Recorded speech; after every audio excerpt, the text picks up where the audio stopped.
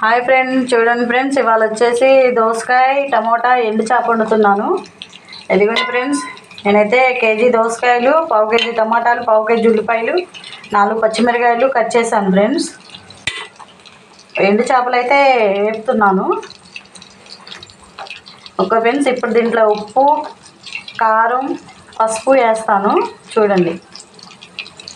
ఇదిగోండి friends, salt సరిపడంత వేసుకోండి. మరీ ఎక్కువ వేసుకుంటే దోసకాయ కదా, పీల్చుకొని కష్టం అవుతుంది. 1 స్పూన్ పసుపు, ఒక 2 స్పూన్ల కారం,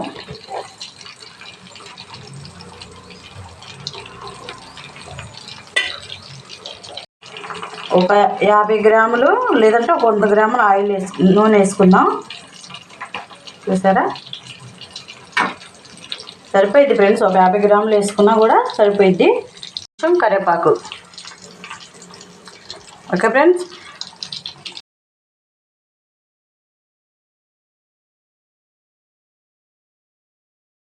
నేనైతే ఒక 100 గ్రాముల చేపలు తీసుకున్నాను ఫ్రెండ్స్. శుభ్రంగా కట్ చేసి కడిగాను శుభ్రంగా. చూడండి ఎంత నీట్గా ఉన్నాయో.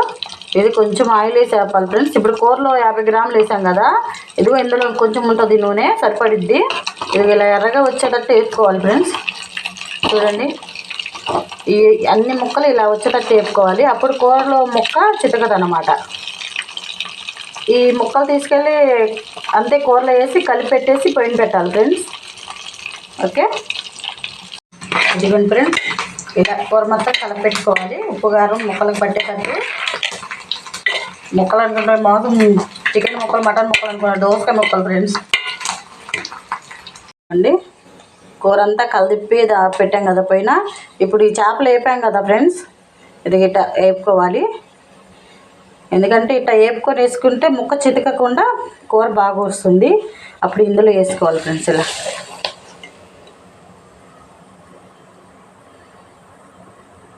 ఇది సగం ఉడికాక వాటర్ వేసుకోవాలి ఫ్రెండ్స్. ఓకే, ఇప్పుడు మూత పెట్టేద్దాం.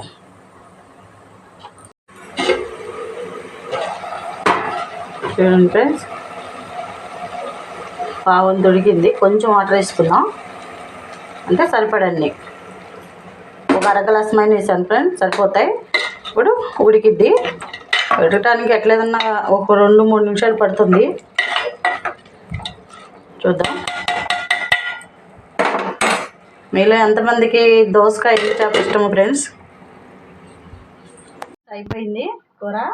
ఇప్పుడు కొంచెం కొత్తిమీర వేసుకుందాం.